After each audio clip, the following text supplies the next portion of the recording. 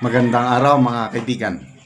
Bigyan natin ang reaction opinion itong pag-amin ni Senator Bato de la Rosa na sa kanya nanggaling ang original draft ng Senate resolution na naglalayon na ibasura, i-dismiss ang impeachment case laban kay BP Sara. Ito sa post ng Radyo Pilipinas.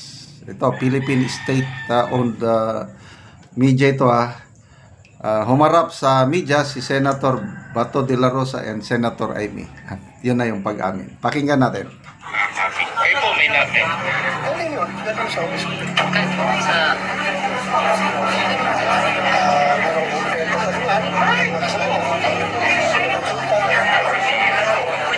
Sa inyo, original yung inyo, sir. Original. Nakuha ko Printed na copy. Kayo po may natin. Ano yun? Ganun sa office ko. sa Galing sa opisina ko. Sabi na.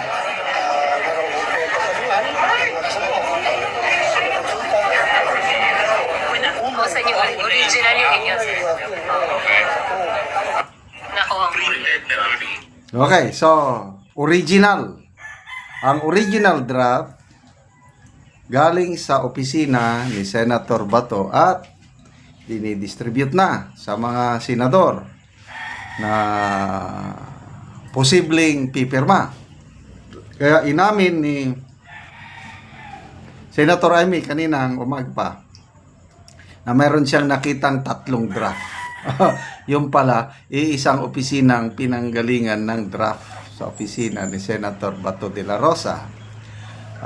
Kinumpirma din ni Senator Jingo Estrada na nakatanggap na siya ng draft copy ng resolution na yan. Okay? May natanggap akong message sa aking kaibigan. Ito. Isa kong kaibigan. Sabi na, General, according sa TV News, si Senator Amy ang naghihikayat sa mga senador na ibasura ang impeachment trial ni BP. Basta ang tunay na magkaibigan, walang ibang pinagsamahan. Morag San Miguel Beer. Okay, so, kita ko na yung partnership ni Senator Bato at Senator Amy. Okay.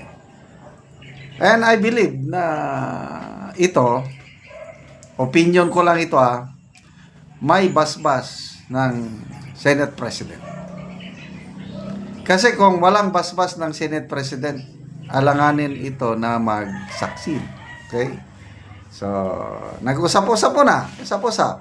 Nung tapos na yung usapan, isa katuparan na yung usapan, yung mabasurang so resolution.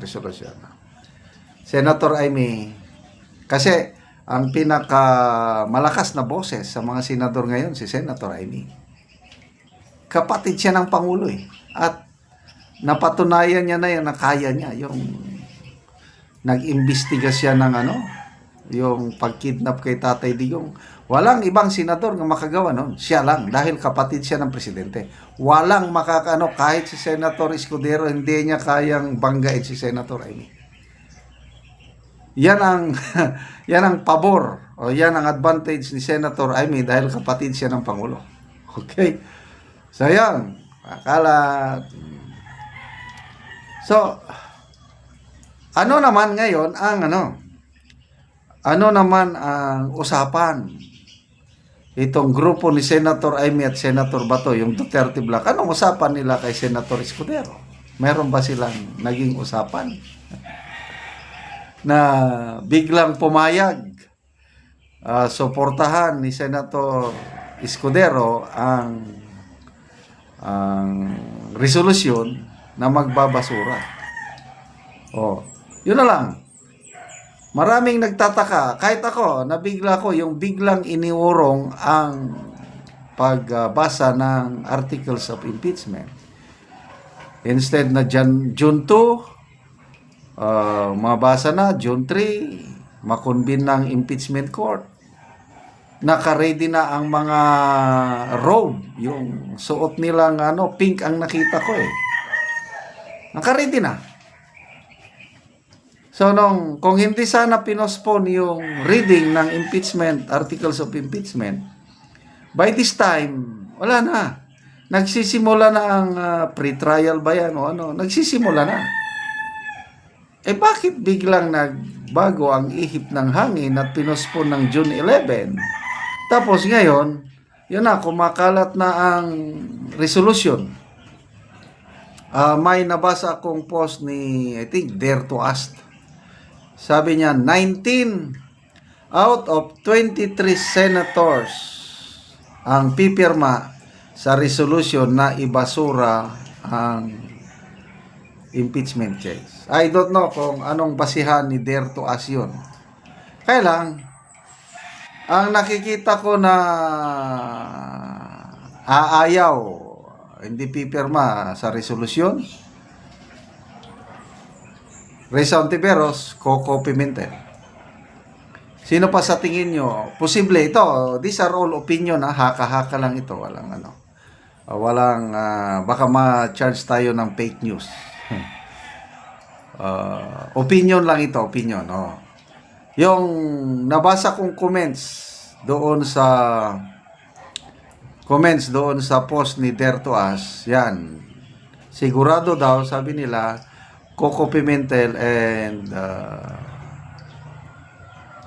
Ontiveros. So, sino pa? May nagbanggit din. Senator Grace po. Sino pa? Posible si Rafi Tulfo. So, 4 na yon. So, ano sa tingin nyo? Sino sa mga sitting senators ngayon, hindi pa yung 20th Congress, Marcolita, wala pa yan. Villar, Camille Villar. Sino-sino ang hindi pipirma? So, basing from their pronouncements, agree ako na most likely itong si Coco Pimentel and Hontiveros hindi pipirma. I am not sure kung pipirma ba o hindi si Rafi Tulfo and Grace po. But anyway, ito na, confirm, Senator Bato ang original, ang gumawa, Senator Amy naman ang gumagalaw, legwork para marami ang pipirma. So bukas makalawa, malalaman na natin tapos na ang resolution at naibasura na ang impeachment case laban kay VP Sara. Kaya salamat mga kaibigan sa inyong pagsubaybay sa ating channel. Nakakatulong kayo ng malaki sa Tribong Talandig dahil ang sweldo natin sa channel na ito is pantulong natin sa tribo. Namimigay tayo ngayon ng libreng yero at pako para magkaroon naman ng mas magandang tirahan itong Tribong Talandig ng Bukidnon. Panoorin nyo ang video na ito.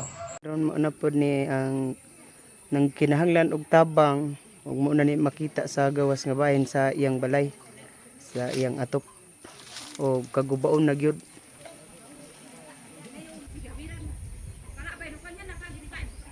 Ayo, Dayon, maing odto. dito sa ang buslot sa among balay. Ano siya? Mga dako na gid kayo. Bisi.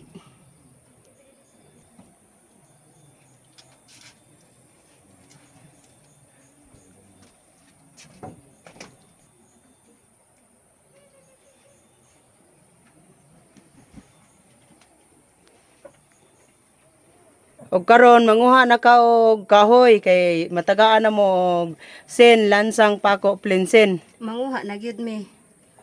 Og pila na ni katuig ang inyong balay? 5 na. 5 pa katuig. Oo. Og karon unsa imong masulti nga matagaan na ka og sen lansang pako plinsen? Pasalamat mi sa Ginoo ug sa nagtan-aw sa video sa nag-sponsor ani. Oo.